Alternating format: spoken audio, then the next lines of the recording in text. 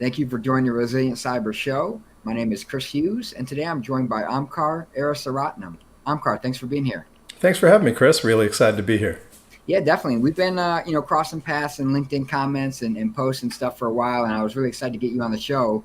But for folks that haven't followed you, don't know much about your background, do you mind telling us a little bit? Yeah, sure thing. I was born at IBM, is what I like to say. Grew up there, doing a wide variety of things from software engineering to consulting. And about 20 years ago, the security bug bit me because in my role former to that at IBM, I was doing a lot of Linux and Linux kernel work, which, circuitously coming back to where I am now is, the world works in such amazing ways, right? And after working a lot on very in-depth operating system stuff and understanding how operating systems worked, having the opportunity to get into security as a penetration tester, which was my first role in security 20 years ago. I guess we'd call them red teamers now.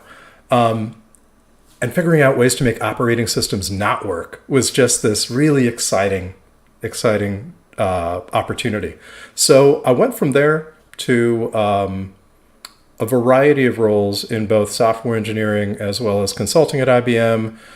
You can blame me for some interesting things in Tivoli and being the first chief security architect at IBM's first infrastructure as a service cloud back in 2009. And then I decided it was time to move on from IBM. And I moved to financial sector with the thesis that, hey, I really like security. Banks seem to take security pretty darn seriously. Let's see what I can do with that. And I moved in with this thesis that I wanted to go be a CISO. And for all y'all that are out there that want to be CISOs, please, this is only an anecdote. Don't let it influence you at all. And I went from bank to bank to bank. And eventually I realized that, where my heart's at, where my passion is in building software and building teams that build software and building teams that build secure software. And once I realized that, which took much longer than I thought it would, I pivoted. And rather than chasing a title of CISO, and again, for all those that want to be CISOs, this isn't advice against that. This is just Omkar's journey. I decided to move into JP Morgan, where I ran this innovative data protection program. I could probably spend an entire episode on the work we did there. And then eventually I found myself at Google. So just as we were discussing prior to going live, whilst at Google, I was in charge. I was the director of engineering for regulated cloud. Google's idea for regulated cloud was that rather than taking the approach of some of our peers, what we did is we did it all in software, which had a number of advantages in terms of capacity and consistency of APIs for developers, but of course was a very difficult software engineering problem, not to mention a compliance problem. So I did that for about 3 years, and there was a bit of a downturn earlier this year in the tech market, and fortunately I found myself caught up in that. And it was this great opportunity, Chris. So the opportunity for me was that, 25 years into my career, I had the opportunity of kind of jumping from job to job to job. And you get this momentum behind you, right? And that momentum that I'm referring to means that the prior job has this, I'll say, disproportionate influence on what the next job looks like, either for the positive or the negative, right? Things you love about your current job or things you detest about it will influence your next job. And all of a sudden, this kind of momentum was out of the system. And it allowed me to really contemplate what I wanted to do. And there were a number of opportunities that came my way. I've been very blessed in my career. I'm super lucky. I've got a great network. Shout out to my network. Thank you for all the opportunities. And this opportunity at the Linux Foundation came up. Now, as I referred to earlier, I'm a long-time open source geek. Like kernel commits, used to be a maintainer for a distribution called Gentoo Linux. It's in my blood. And when I heard open source and security, it was just like bang, bang, bang. It's all here. So here I am. Yeah, it's definitely quite the journey. And I really like the message there of, kind of taking that moment of pause and what could have been viewed as a really negative situation and just reflecting on your career and where you want to go from there. One thing I wanted to ask you, and you pointed this out in your kind of career trajectory, starting off as a pen tester and, committing to kernels, and now you've held various leadership roles, building teams, running teams. interfacing with key, executives and stakeholders. And one thing I'm always curious about is how do you manage that dichotomy of, that leadership acumen, business acumen, along with keeping your technical edge, so you can have these kind of conversations around regulated cloud computing and encryption and open source software ecosystems and things like that. How have you kind of managed that throughout your career? I'd love to give you this like blueprint that I've followed, but the truth is I'm like really attention deficit when it comes to security. And there are these things that grab my interest for a period of time, and I study them deeply and I understand them all the way down to the bottom. And then I kind of put it away. And my meandering career has just been a series of those things. So even though, and to trace back to my time on Wall Street, even though I realized that I didn't want to be a CISO, the path that took me to that realization was going through risk management and building KRIs and policies and understanding regulatory compliance. And forgive me if I'm giving anybody PTSD, but dealing with POAMs and MRAs and consent orders and all that stuff.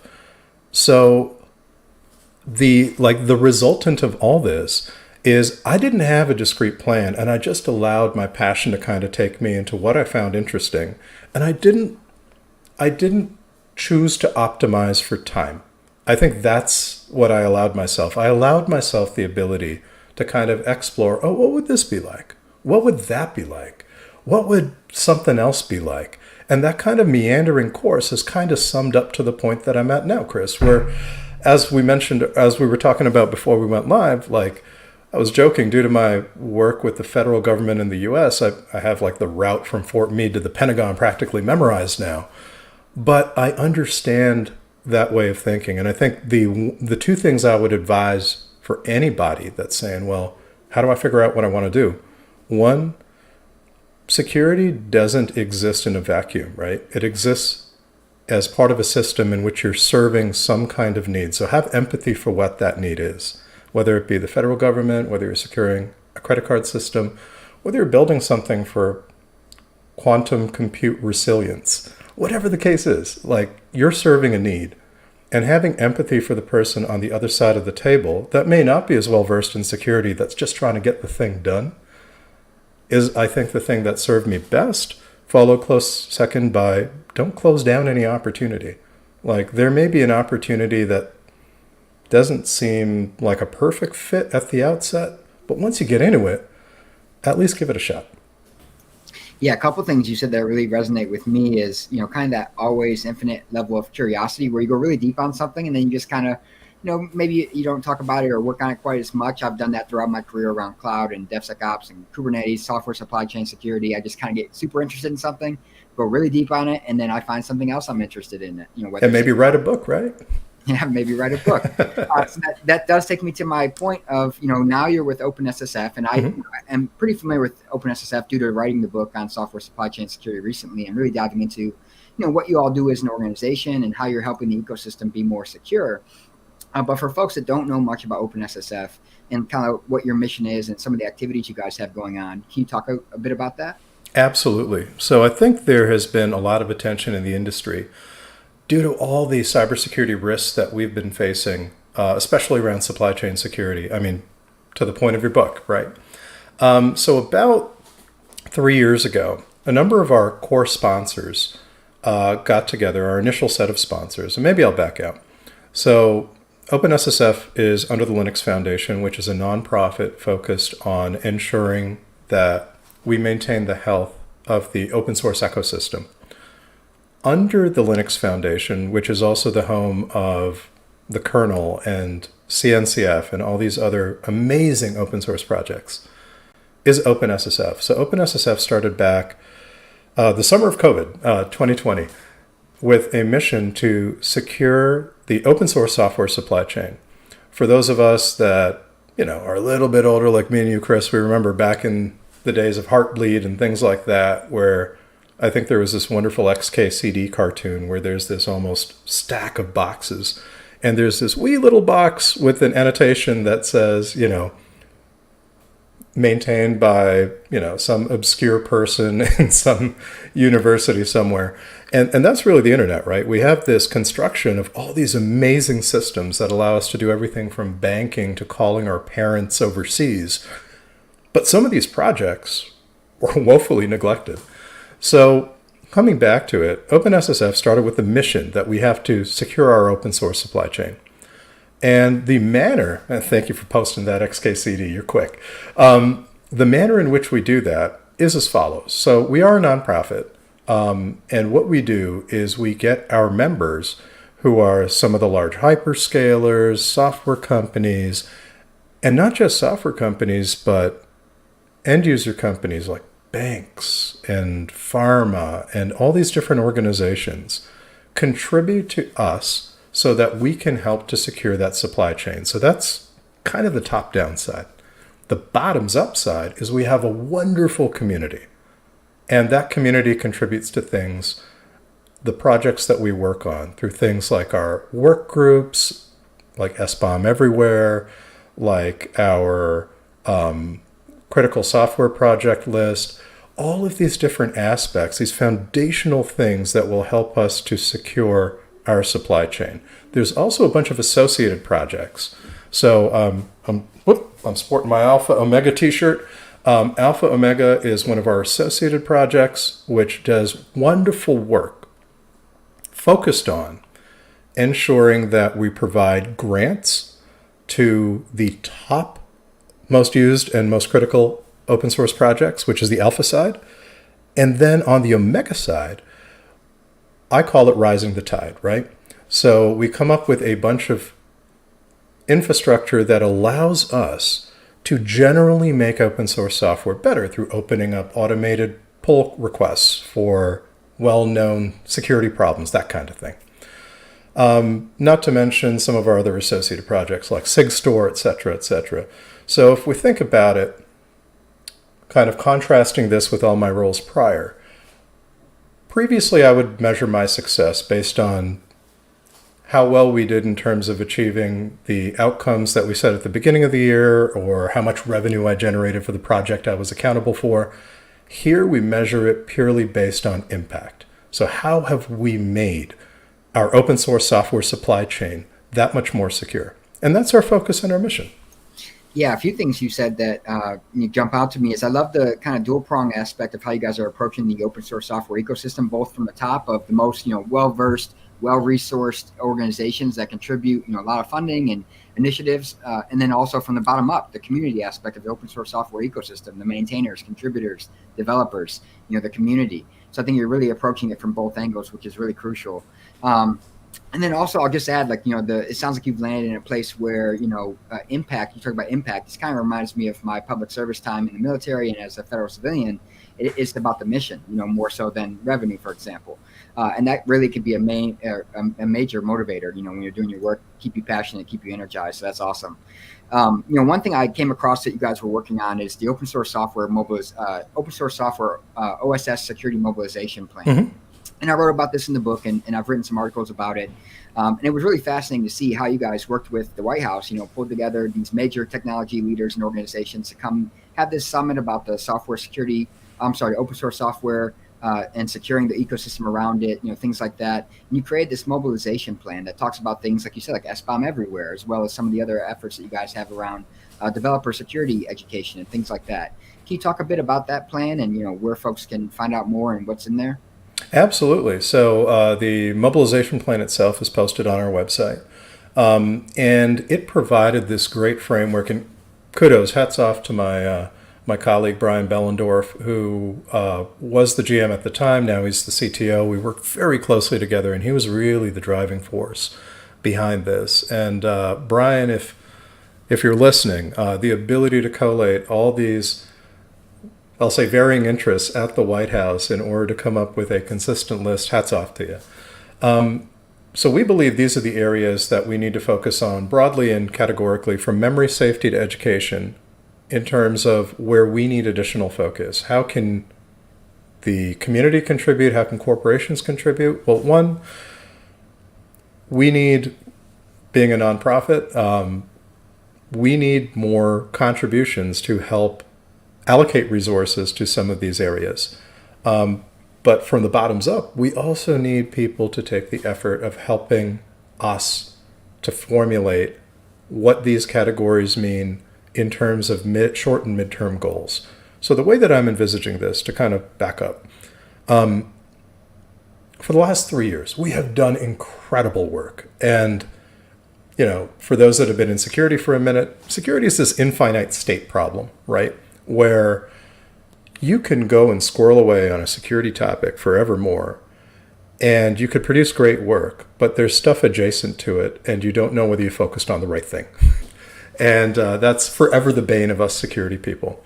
So normally the way that we try and address it in security land is we try and come up with some kind of prioritization or some kind of framework through which you can infer whether the thing you're working on is the most important thing or not. We're undertaking a process right now to collate a set of use cases that depending on what kind of actor you are in the system, maybe you're producing software, maybe you're consuming software, maybe you're my dad and he's just picking up his smartphone and he wants to take a picture. But whatever it is, you have these different things you're trying to do. And then, like good security folks, with threat modeling, we're saying, okay, each step of the way, what could go wrong? The output of that will inherently give us this risk-ranked set of controls we should go burn down.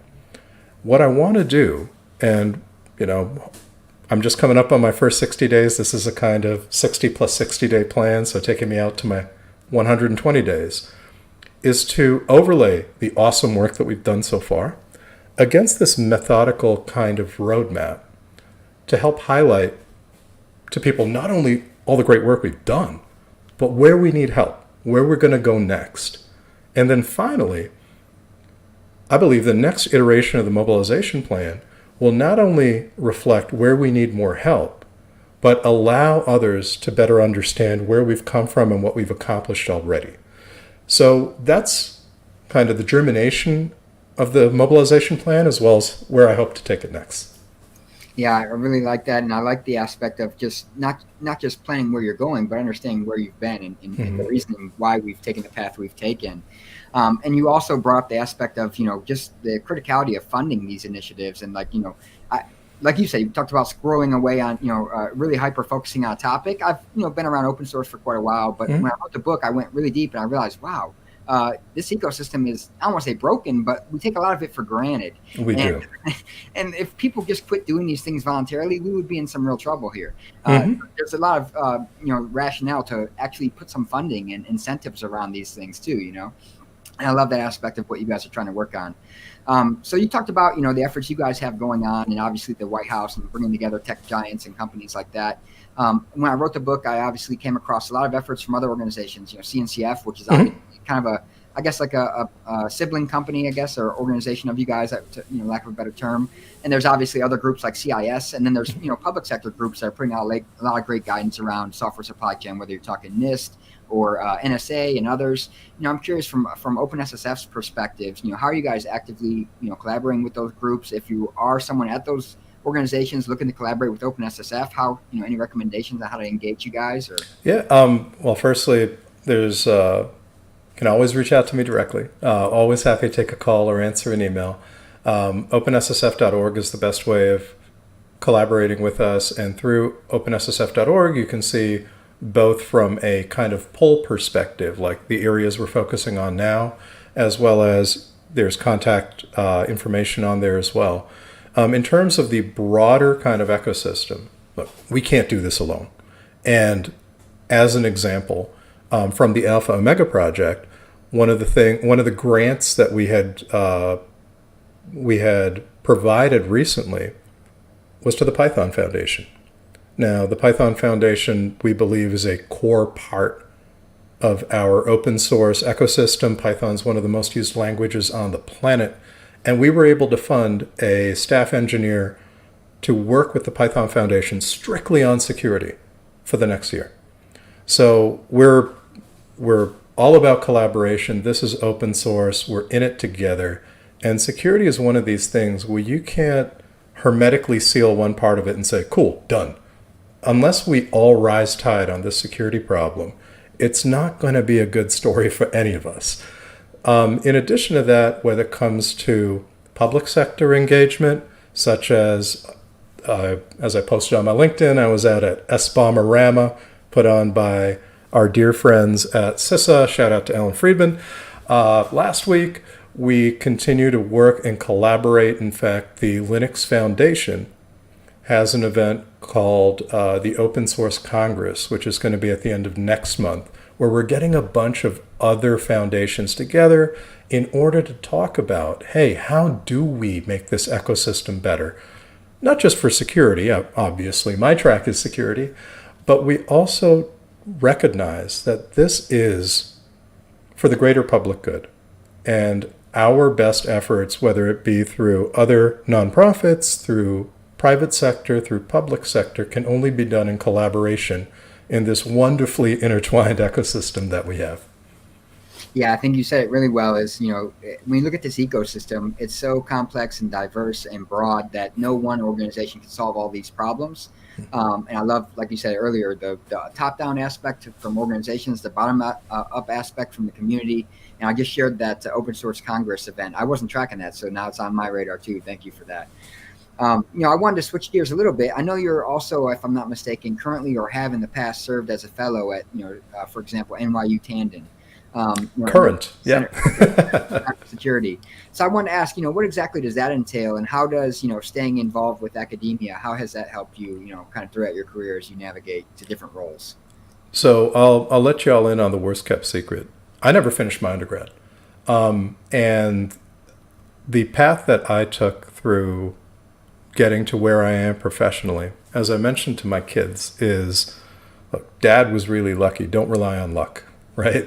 I mean, don't get me wrong. Obviously, my passion for particular subjects drove my proficiency in those subjects. But overall, man, it's, you know, it's kind of right place, right time.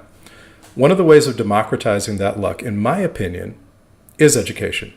Now, I want to be really clear. There's a lot of different kinds of education in cybersecurity. And being thoughtful about what you're learning to what outcome is extremely important. So as an example, the area that I help out, a couple of areas I help out with at NYU. The first is a scholarship that my wife and I put together. I'm a firm believer that we cannot solve today's security problems using the same thinking that got us into that space. So diversity of thought is incredibly important to me, and I think should be incredibly important to all of us in solving some of these systemic problems that we have in security. So the scholarship that we have focuses on ensuring that folks that are underrepresented have an opportunity to participate in the Cyber Fellows online Masters of Cybersecurity program. Now, don't get me wrong. This is a master's in engineering. That means data structures, algorithm, math, having to do with cryptography, all that stuff. And the reason that I'm highlighting this is if your path is instead to do something more on the governance, risk, and compliance side, this is going to be a bit of a shock to the system, right? So the other thing that I do at NYU has this great program called the Masters in Cyber Security Risk and Strategy. And this, my nickname for it, and I'm sure the administration will kill me for saying this, I call it the CISO maker. It is half law school, half engineering school, and you come out of it doing a capstone project on something that could be really impactful in terms of changing the face of cybersecurity. Then the last thing that I do to jump back to the engineering school is I help with the curriculum, whether that be course design, whether that be maybe I'll teach some of a course one day, we'll see. But those are the activities that I do at NYU. And the why? Look, I don't want to do this forever. Like, I'm a firm believer that as much stuff as we're doing on the other side of home plate and trying to catch these security vulnerabilities as they come up. Like if we just trained better pitchers, you know what I mean? It could be that much better. And forgive the clumsy baseball analogy, but I think we always talk about shifting left in security. You know how you shift the most left? You write good code. Like you don't have these kind of errors in either human judgment or extremely risky languages that make it harder to do things like memory safety and input validation. So I think the right way to do this, and I often refer to Maslow's hierarchy of needs, right? If we have a budget of 500 calories and we're spending 300 of it on catching all the stuff that should have just been secure by construction, if we put our efforts on ensuring those things are secure by construction through education, better languages and frameworks, etc., those 300 calories could be used for much more interesting things. So, yeah, you said a few things that I really want to highlight. Is one, I've never heard the baseball analogy, so I kind of like that. And the secondly, you guys are putting a great emphasis on secure developer education, for example. And I think you have some free courses, if I'm not mistaken, that I'll link to here soon. That I recall, the Linux Foundation more broadly had some free secure development courses. I want to say David Willer or someone like that. Yep. Shout out to my man, Mr. David A. Willer. He's got some great security education courses. Yeah. And they're free. Yeah, stellar leader. And you emphasize a few other things. Obviously we're hearing a lot of the secure by design, secure by default is kind of the mantra that CISO has been championing lately. And as you point out, there's a lot we can do there around the developer education, switching to more secure programming languages. We're never going to fix all the vulnerabilities, but if we could drive down the number of vulnerabilities from the onset, I mean, that can make a big impact, right? And then one other thing you talked about, I teach at 2 different universities myself in graduate programs. And I don't share this often, but I actually started a doctorate program at one point myself, and I dropped out because, like you said, I just realized it didn't really align with my career goals. It was something I thought I wanted, but as I looked around at the people in the roles that I wanted to get to one day, they didn't really have those kind of education, And so I think it's really critical, like you said, to kind of distinguish what are your career goals, pick the right program. And then, as you point out, academic is a great way to learn and grow. But there's obviously other, there's digital courses, certifications. There's so many things you can do nowadays. We often hear there's not enough people. I think we're simply have erected too many gates. We've made it very hard for folks to get into this career field, and our asks of folks, are sometimes just far beyond what they should be, in my opinion. Yeah, I mean, we've all seen the LinkedIn tropes, right? The entry-level position that requires 10 years of experience and all that nonsense. Stop. When I got into security, there was no path. It was just, hey, Omkar's curious and knows stuff. Let's try it. And I think we need to afford, especially at the entry level, because we need to think about it sustainably, right?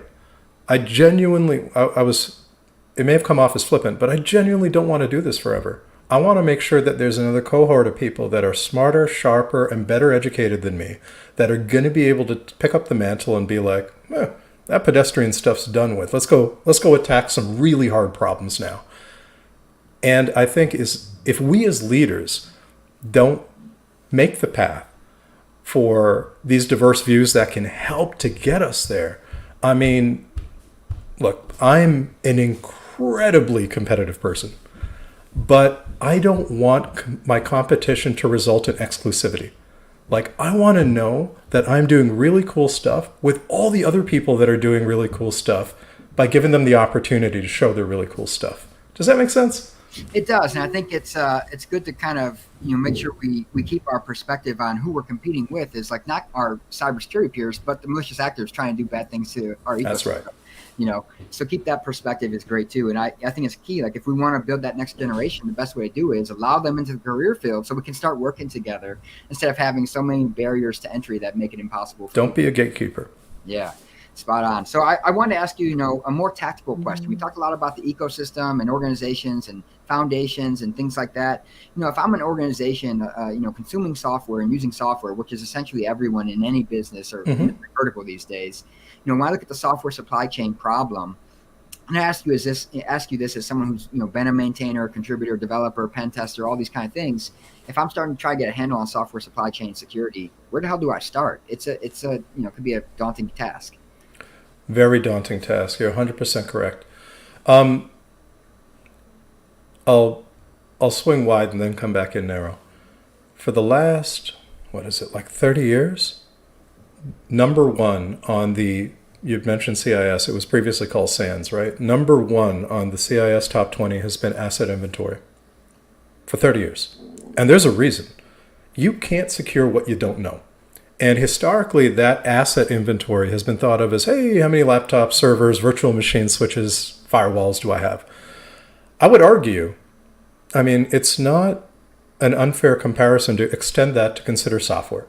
So as we start thinking about a more software-based environment where you don't necessarily know the physical hardware that your cloud run app or your container is running on in the cloud, you need to be a lot more aware of what the inventory is of your software. Now, we've also seen a lot of hype, and I can't remember which one of the analysts has the hype cycle, but they have the hype cycle and the trough of disillusionment. I feel like a lot of the hype that we had around SBOMs is kind of, maybe we're starting to head down to the trough of disillusionment right now. SBOMs don't get you to secure, but what SBOMs do is they help you understand that inventory. So you can be more opinionated as to, oh, okay, look, this is the inventory I have of the software that I produce. And then you as the leader, whether it be a technology leader, a business leader, accounting, whatever it is, once you have that inventory, you can reason over what the right next steps are. You might say, hey, we're not a software company. We just buy databases and operating systems and stuff like that. So what you're going to do with that SBOM data is going to be much different than what a software company or an integrator might do, because your ability, your skill set, your focus is going to be on different things. And the different things that you might do as a consumer of software is you may use that to inform your incident response plan. So now that I know that we're using a version of Jenkylib in the web server and Jenkylib has a vulnerability, I can be thoughtful about how I protect against that when it comes out rather than being surprised about it. Conversely, if you're building software, continually keeping your CI/CD pipeline up to date with the appropriate version, and you'll note I didn't say latest, but the appropriate version of that dependency that has been sanitized and validated as good, is an opportunity that you'd have, again, only if you knew what the software is that went into it. So that would be the first step that I would take. Like, get that inventory under control, because until you understand what your surface area is, it's really, really hard to secure it. Yeah, you're spot on, and your answer essentially like reads as if I spoke it, because I've been saying this, and I literally cite the SANS and CIS critical controls. Software asset inventory has been a critical control for like 20 years, and we're just now getting around to saying, hey, maybe we need an artifact that tells us what's in the software, right? And you put it in a great frame of reference in terms of whether you're a consumer, understanding like what you're getting from your vendors, the risk associated with the software and the hygiene of it as you consume it and use it in your environment, responding to incidents, things like that, or a supplier being able to provide that information to your consumers and produce more secure software for those downstream. So I love the answer. Really great answer, man. Coming down to our last couple questions for you. You used a baseball analogy, and I'm a father of 4, and I have 2 kids in baseball right now. And so every day I'm either at a practice or a game or I'm doing something, And I noticed in your headline on LinkedIn that something that jumped out to me is like ahead of, a lot of titles that we all have and things like that. You led in with father and husband. Yeah.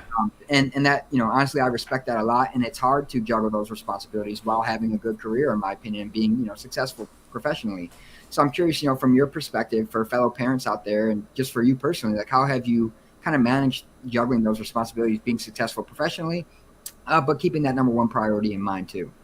It's a constant prioritization exercise. It is not something where I'm like, yeah, I allocate 15.5 hours a week to this and that, and it's a constant push and pull. So all you parents out there, be you fathers, mothers, other caregivers of any type, the stress you feel is your body telling you that you're doing the right thing, in the sense that you are trying actively to prioritize between those little humans that are dependent upon you and what's expected of you as a professional.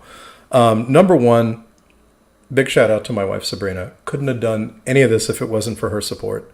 So that's the first bit, and that's why it's one of the most important bits. Active, communication with your spouse, and look, we've been married coming up on 18 years this year. It hasn't always been roses, right? But being able to, I was telling a younger relative of mine, like, when you get into a relationship, don't worry about what you have in common. Worry about how you work through the differences, much like security. When it comes to my kids, I am that dad that taught my kids at a very young age how to read through privacy agreements and EULAs. And I'm that dad that makes my kids really thoughtful about the cybersecurity decisions they're making. Even when my son is actively trying to download a new game for Roblox or whatever it is, like, we're going to go through and we're going to do a mini risk assessment and I'm going to teach you how. And as ridiculous as that sounds, I equate all of the stuff that I can provide my children as a father, food, clothing, shelter, the opportunity, all of that, as also having a thread of security running through it. Because when I grew up, I was born in the late 70s, grew up through the 80s and 90s. Like, I remember first getting connected to the internet and all that stuff. And we had to figure this stuff out, man. I want to be able to pass that down to my kids so that they can work on those higher order problems that we talked about before. And similar to how any parent would teach their child to look both ways before they cross the street, I want to provide them enough of these tools when it comes to cybersecurity that when I'm not around, they're going to have the right information to be able to reason over whether this is a good thing or a bad thing. And when there's some inappropriate person on the internet messaging them while they're playing a game, they know, hey, this isn't somebody that must have fallen in love with me. This is somebody that's probably a bit suspicious. So I guess when it comes down to prioritization, just to come back to it, there's no magic answer in between you, your partner, and your kids. You got to figure out what's best. I do make time to block out my calendar and go take my kids to play basketball or whatever it is in the middle of the day, and just constantly keeping in mind that as much impact as we're going to have on the next incident or securing the next piece of software, the impact that you have on your kids and your spouse and your family is second to none. Yeah, you said it. About as good as I could have put it. It's second to none, and it ripples out into future generations of society. So that's our legacy. And I love how you tied the digital and cyber literacy in there into being a parent too, because software is so pervasive in their life in a way that it never was for us. Like, obviously computers came about, but it wasn't. I mean, it's everything they do, everything they touch. So I love it. So I want to ask our last question that we ask everyone here is, what does the term cyber resiliency mean to you? That's a great question. Like, to me, cyber resiliency means not necessarily being absolutely secure, right? And what I mean by that is, back to my previous example of it being this infinite state problem, like, if anyone's figured out how to be absolutely secure, it usually involves unplugging from the network and power.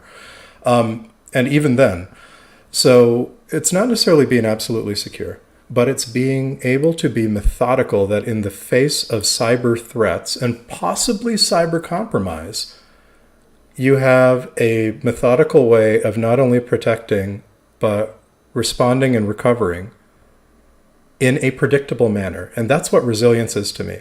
Like, anybody can just randomly jump to action. And we've all been on those incident calls that are really poorly organized, and you've got 50 smart people trying to do 50 smart things with no choreography or coordination. Resilience to me is being predictable and methodical, that even if you try 3 things that were all wrong, they were previously written down in sequence and you know what to do next. So you're not trying to come up with it at runtime. Because the last thing you want to do when you're stressed out and the adrenaline's pumping is to shoot from the hip. That's when really, really bad things happen. And I think even if we take examples from other industry, like, my friend's a paramedic, and I was mentioning once, I'm like, man, when I see you guys show up, nobody's scrambling, nobody's running around like on TV. And they're like, yeah, because people will trip. And then the paramedic will get hurt. Be contemplative, be steady, understand what your operating procedure is, follow that to the T, move on to the next thing. And that's the way that we become cyber resilient. That's what it means to me. Spoken like a real engineer with the methodical aspect of how you approach it. So great answer. Well, that said, Omkhar, that's going to take us out. And that was the final question. Thanks to you for coming on the show, and thanks to everyone for tuning in. I hope everyone has a great weekend. It was a pleasure, Chris. Thank you for having me.